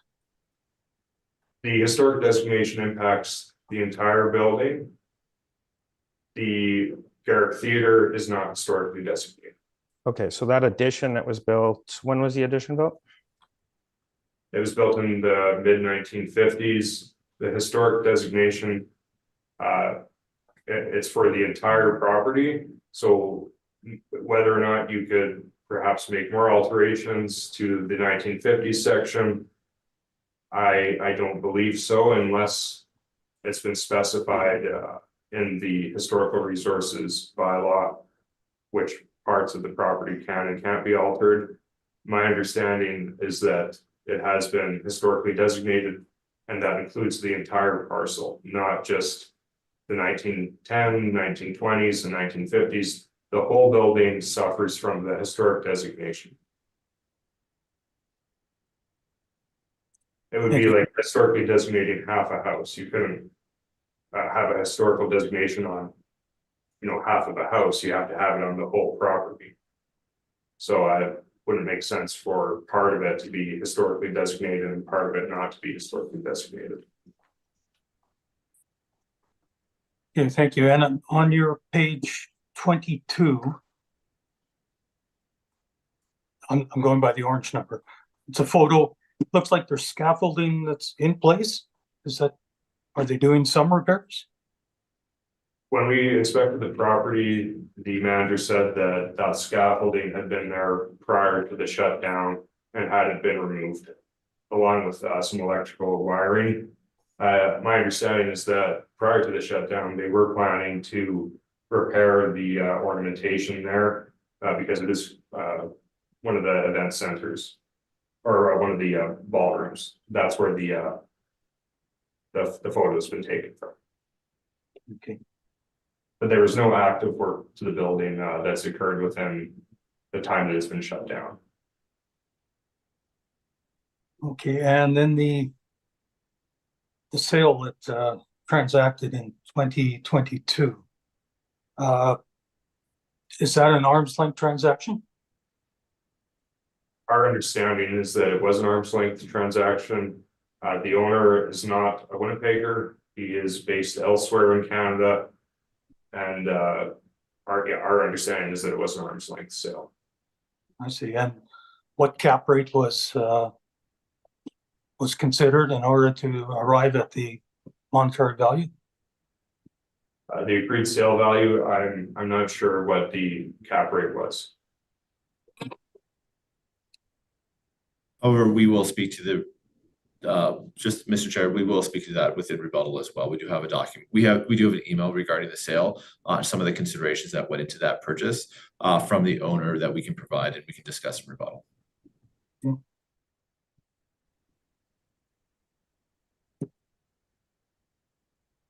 All right, those are my questions then. Rebuttal, do we have that document, Ms. Graber? There now? Will I get a chance to review the document, Mr. Chairman? You certainly will. Thank you.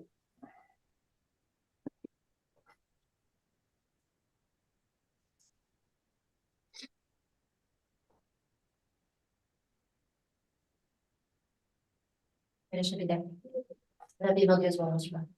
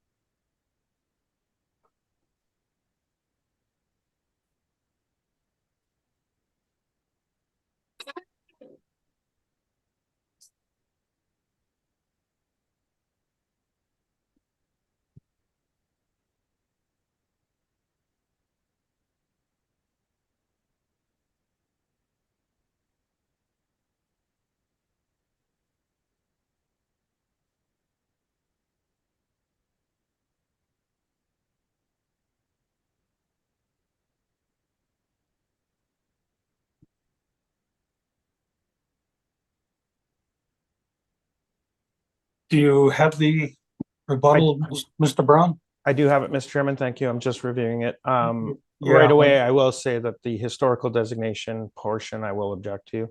Right. Just want to make sure that the panel members have it as well. Mr. Diamond, do you have the rebuttal? I'll have to download the agenda again, if now that it's there, just a minute. Okay. Ms. Anderson, do you have it?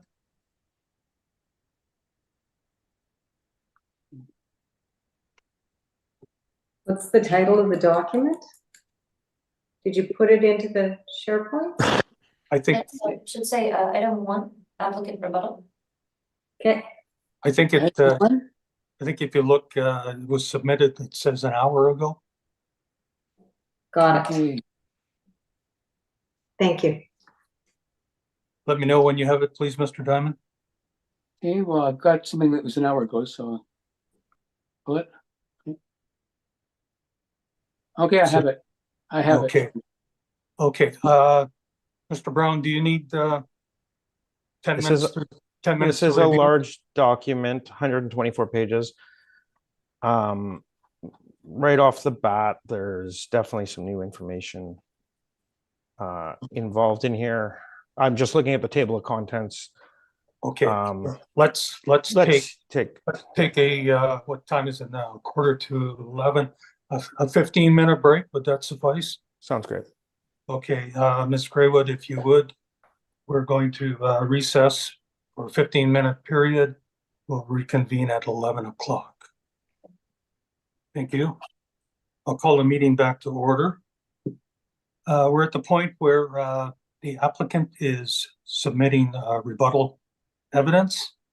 And I believe the assessor has some issues with the evidence that's to be presented. Correct, Mr. Chair, thank you. So I've had a chance to review the rebuttal package, and if we could just turn to page 2 of the rebuttal package, there's a table of contents. I just think it would be easiest to go through it that way. I believe everything up until page 9 should be allowed. It's just emails talking about the sale price, which is evidence that is contained within my brief. I do not believe the historically protected status should be allowed to be heard. I am okay with reviewing the part titled Evidence Assessor's Photographs on page 73. However, the following item, evidence similar $1 sales, I have no evidence for $1 in my evidence. And I believe that's new evidence. Thank you. Thank you. Would you like to address those concerns?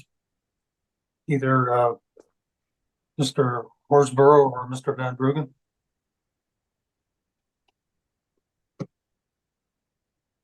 Brandon, did you want to touch on that? Or I can. Go for it. You can go first, and I will fill in the blanks at the end. Okay. While Mr. Brown didn't touch on any $1 sales within his brief, that is our evaluation of the property, and therefore I do feel it's relevant.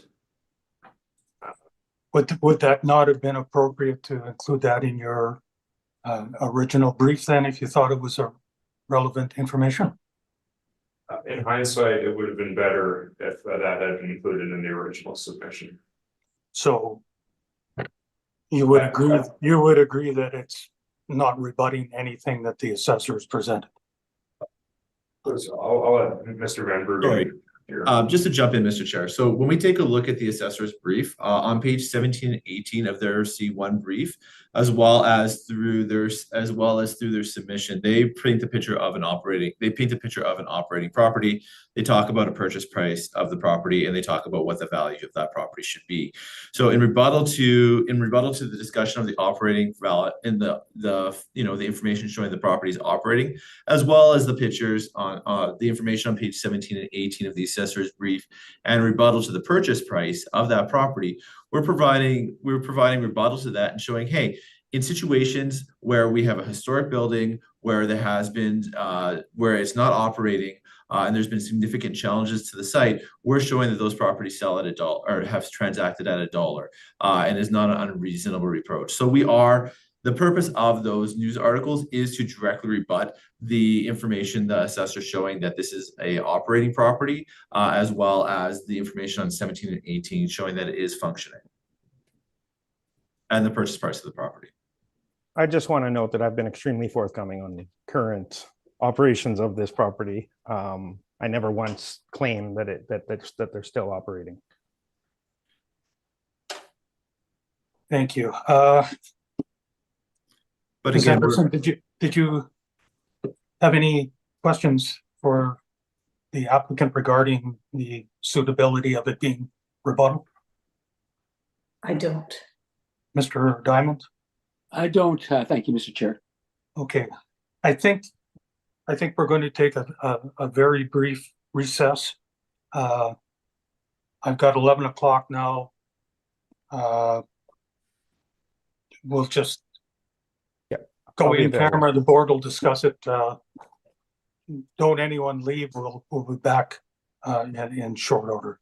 thank So you. if you would, Ms. Graywood, would you put us in camera, please?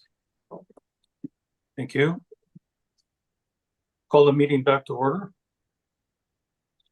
Board has discussed it. With regards to the rebuttal evidence, we're going to allow the first items up to page 9. And we're also going to allow the photographs starting on page 73.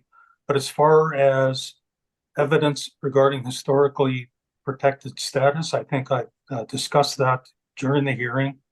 And also the similar $1 sales. I think both of those could have been presented as primary evidence.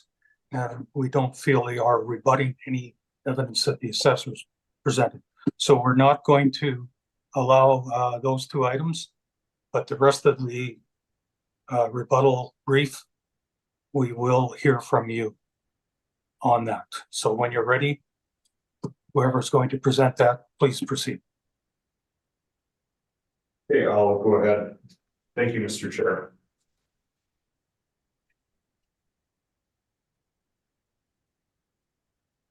So begin the rebuttal with the assessor's use of VLT income in his valuation of the property. The assessor did include $110,000 of VLT income in his valuation. We do have evidence in the rebuttal showing that the VLTs had been removed from the hotel quite some time ago, and no VLT income should be included in determining the assessed value of the property. Continuing on,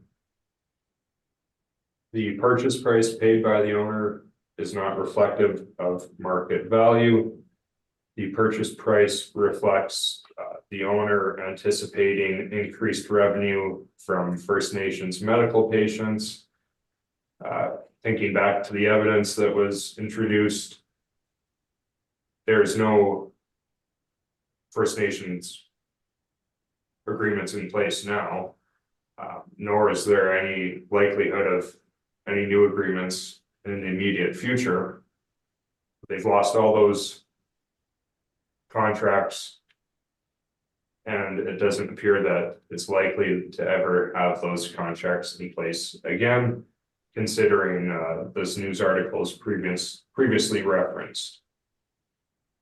And again, there is an email included in the rebuttal explaining the owner, in his own words, the decision to purchase the property. Now, correct me if I'm wrong, Mr. Chair, the historically protected status will not be discussed. Not further. We have discussed it during the presentations of the briefs, both the assessor and the applicant, and we're well aware of what the situation is. Okay. And I did discuss it prior, but I do include evidence that the photographs that the assessor included in his submission of evidence are all dated from 2011. And I won't be speaking to the other $1 sales of historically designated properties. So the points that I really want to press on is the bleak financial picture, the bleak financial future for this property. It's been without revenue now for 8 months. No work's been done to it. No future revenue is coming in. The property has lost hundreds of thousands of dollars. It's losing money prior to the assessment increase, which prior to Mr. Brown's revised offer was a 150% increase from the past cycle. The property is in an extremely challenging location. It has a challenging reputation. And the assessed value, as determined by the assessment department, is not representative of market value for this property. Now, I do want to point to a couple of pieces of the evidence that's been submitted. We can review on page 6. We have an email from the owner stating the last date of operations, as well as the VLTs being non-operational from day 1, and that they had been removed 6 to 8 months prior to the purchase date. On the next page, we have the owner's rationale for the purchase price, which I touched on already. But essentially, the price paid was because of these First Nations agreements, which are no longer in place, and that relationship has been severed. I won't touch on the historical status. Mr. Chair, would you allow me to point to the historical breakdown of the different parts of the building as that are historically protected, as Mr. Brown did ask about that earlier? Yes, I will allow that.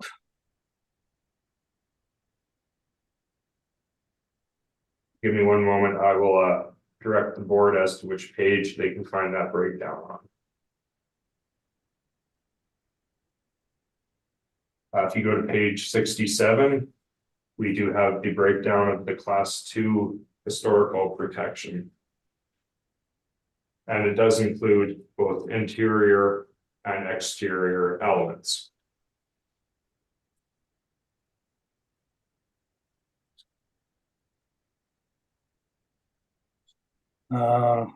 Sorry, page 67. Page 67, that's correct. If it helps, Mr. Chair, it should be denoted in the bottom right-hand corner, M&P page 67 of 124. I'm looking for it, yeah.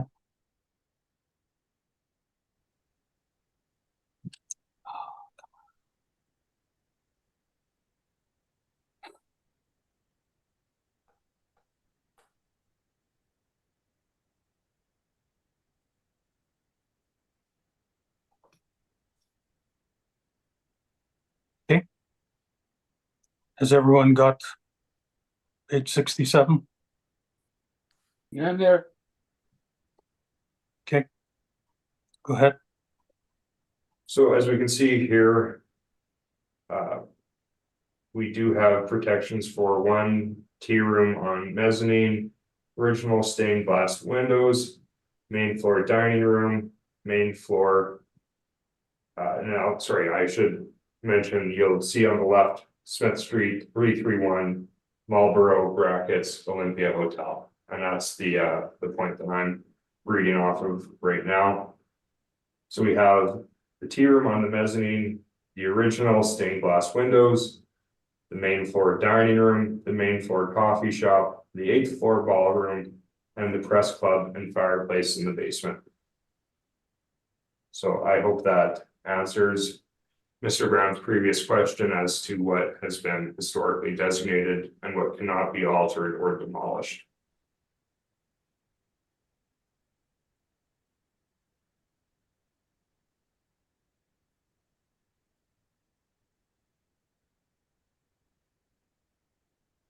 Everyone's had a chance to read through that. I'll take one.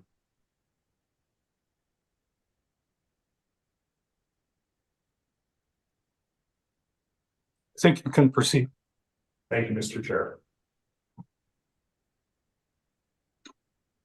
I have included in my evidence, for example, I have several, but I don't think we need to look at all of them. If you go to page 84, I have included the source of one of Mr. Brown's photos, and the photo is dated September 27th, 2000.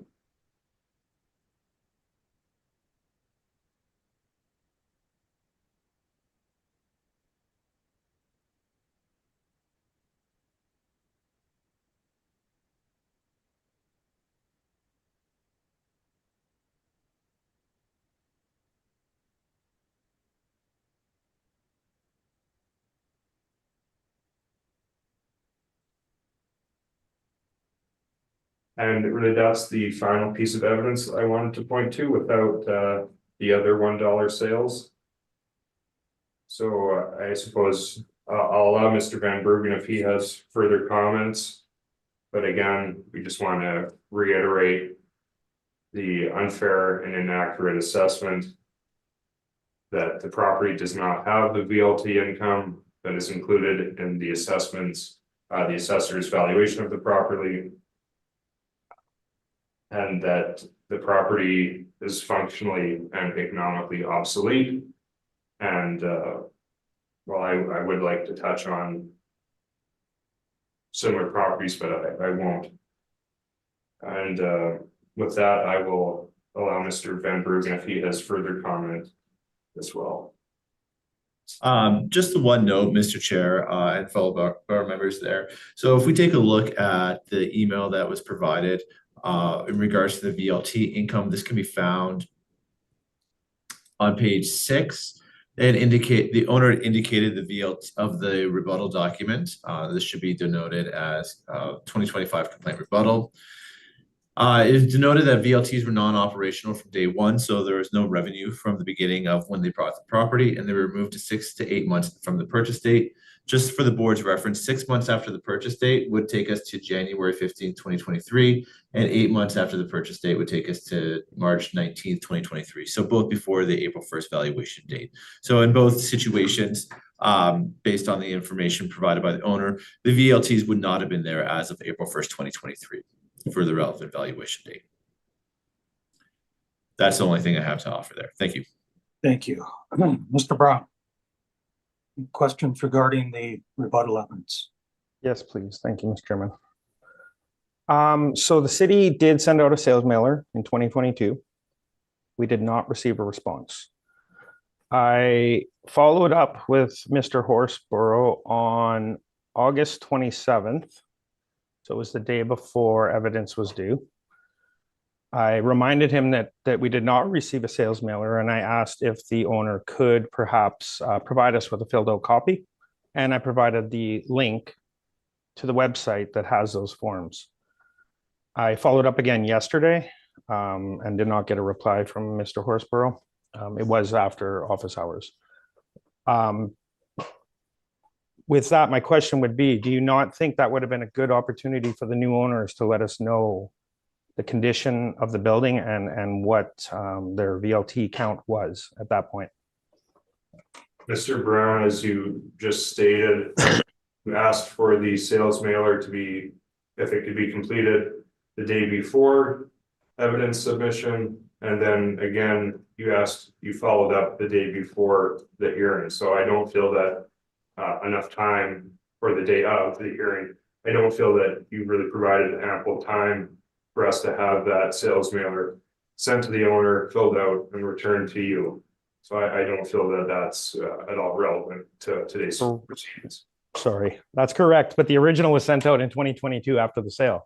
which gave them 2 years to fill that out and complete it.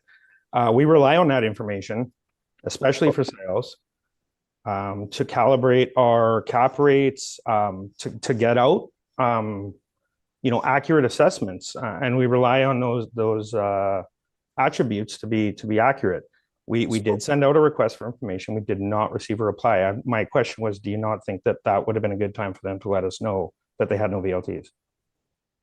So when you had sent out the sales mailer at the time when ownership had been transferring, I don't know if you had sent it to the hotel, to the manager, there would have been a change in management. I don't know if you sent it directly to the owner who lives outside of the province. I don't have an answer for your question. Other than that, you haven't provided ample time for us to have it filled out. Of course, it could have been an opportunity for the owner to provide the city with that information. But again, looking at the change of ownership, change of management, I think it's pretty understandable that maybe not every piece of paperwork that is mailed out is going to be noticed, as there are those kind of significant changes. Okay, I can state on the record that the sales mailer was sent to the same address as the tax bill. Okay, which I was- appreciate that, Mr. Brown, but I don't know how much value we're going to get out of this. Are you relying on the sales price to determine your assessment? Clearly not. We're coming in close to half of what the sales price was, so clearly not. But I just wanted to insinuate that would have been a good time to let us know that there is no VLT. Okay, yeah, I appreciate that. Thank you. Regarding the economic conditions at the time of the sale, this was before the reference date. At the time of the sale, they were optimistic about the future strategy that they had, and that did not change until after the reference date. Is that correct? Well, I can't speak to the financials, as we've agreed that that's going to be excluded from our evidence. But the property was losing in excess of $800,000 a year. So even once the new owner took over, the property was losing a massive fortune. Okay, one more question, and that was just regarding there was actually no exterior historical elements other than some stained glass windows, which I'm not even sure if those are exterior or interior. Would you agree with that? I would have to research into it further. I don't really feel that that's relevant. If the interior can't be altered, what are you going to be able to do to the exterior to improve its value? Okay, but just to be clear, there in that list that you provided, there was no exterior elements. Is that correct? Sorry, maybe I can jump in really quickly here. When we take a look at the definition of grade 2, historical properties that have a grade 2 historical significance, the first objective is to preserve the entire exterior of the building, erection, and structure as such that its interior, and then its interior elements specific to this listing. So the historic classification covers the full exterior of the building, and then also covers any interior components that are specifically mentioned within it. If you want, I can give you, if the board is comfortable, I can give you the page of the rebuttal that speaks specifically to that, or you can accept the fact that that's how those bylaw, based on bylaw 1474-77, section 5 works. That's, for the board's reference, that's on page 33 of the rebuttal submission. It provides what the objectives are of grade 3 historical significant protections. Sorry, you said grade 3? Sorry, grade 2, sorry. Grade 2 historical significant protections. And the subject property is a historical grade 2 protected. Thank you. Those are all my questions. Thank you, Mr. Chairman. I thank you. Ms. Anderson, any questions regarding rebuttal? Just confirming that the evidence relating to that you profiled the historical designation there, that it's dated April 6th, 1998 was the designation time. So that would have been disclosed at the time of sale, right? That it had a historical designation. So the owner was aware of it at the time of the sale. I can't say for certain whether or not the owner was aware of the historic designation. I'm not sure to which, what degree he performed his due diligence. So I would only be able to speculate as to whether or not he was aware of the historic designation. Okay, but at that time, it would be, it would be public information and filed on the title. So thank you very much. Thank you for your information you provided. That's all my questions. Thank you. Mr. Diamond. Yes, so my question is, why were the VLTs removed? Sorry, could you repeat that? Yeah, my question is, why were the VLTs removed? Again, I would only be able to speculate. I would imagine that perhaps attracting the wrong crowd. And if the owner had, or the previous owner had been hoping to make it more of a residential kind of medical stay hotel, perhaps the VLTs were attracting the wrong crowd. But again, that would just be speculation. Do you know if the new owner, your principal here, has made the application to have the VLTs returned? As far as we're aware, there have been no applications made to return the VLTs. And you aware why? I'm sorry. Are you aware why such an application was made if it's such a good source of revenue? Just to jump in, sorry for so to answer the question, we don't know why the VLTs were removed, and the VLTs were removed after the property had sold. So as the email, so if you refer to the email on page 6, they had indicated that the VLTs were non-operational from when they bought the property, and they removed the VLTs 6 to 8 months after. So as far as then, that would have been before the April 1st valuation date.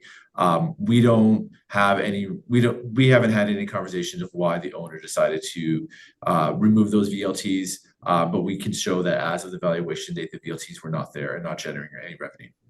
Okay, thank you. You've answered my question. I don't have any others on the rebuttal. Thank you. I don't have any questions. There was no rebuttal from the assessor file, is that correct? That's correct. Okay. Then do you wish a summation, Mr. Brown? I mean, just briefly, we know there was a sale on this property before the reference date. Due to some of the events that have happened, we've chosen to address some of the complications that this property is experiencing. We chose to do that by moving the cap rate up 2%, which does acknowledge the higher risk. And we feel that the assessment's fair at $1,540,000, I believe. Thank you. For the applicant, summation. Yeah, our summation would just reiterating that the property is functionally obsolete. It's unable to operate, unable to generate any revenue, historically protected. It is just an impossible property, and it's a very difficult situation and a very difficult property to assess. But I do feel that we've made an appropriate argument to justify a cap rate higher than the 10% as proposed by Mr. Brown. We feel that the 14% as referenced in the city's valuation guide would be appropriate. And we do feel that for a property like this, the market value is $1. And I'll allow Mr. Van Bergen has anything else he wants to add. Thank you. And just the only thing I'll add for the board's reference there is if we use the 10% capitalization rate used by the assessment department, and we use their inputs on the revised calculations, we take out the $110,000 for VLT income, which we know was not being generated as of the valuation date. We get a value of just a little over $600,000. I believe the value would be $604,240 based on that adjustment. So just for the board's reference there, on what the impact of that removal of the VLT income would be, using all the same parameters, even though we don't agree with the capitalization rate, but if that's how the board looks at it, then that's how that would be calculated. Thank you. I'm sorry, but You said if you remove the $110,000 in VLT income, it generates a market value of 640,000. Yeah, so if you take a look at the revised calculation from the assessor, the revised brief, and I'll just give the board a moment there to gather it.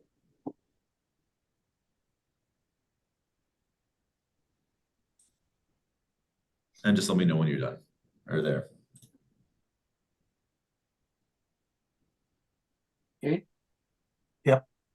Okay, so if we take a look at the stabilized income, if the board accepts the stabilized income and we remove the $110,000 of VLT net income, that changes that revenue from $4,346,500 to $4,236,500.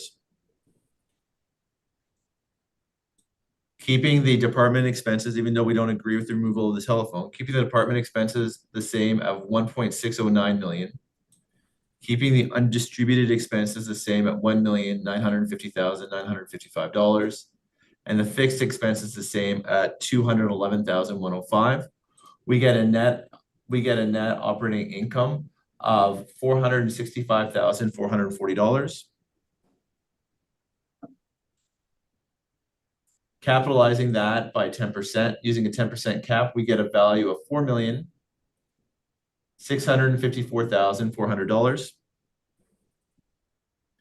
Adjusting for the FF&E deduction of 15%, we get a deduction of $698,160.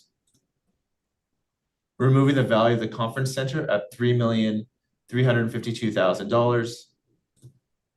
That's how we come up with our value. That's how we come up with the calculation of $604,240. Thank you. Thank you.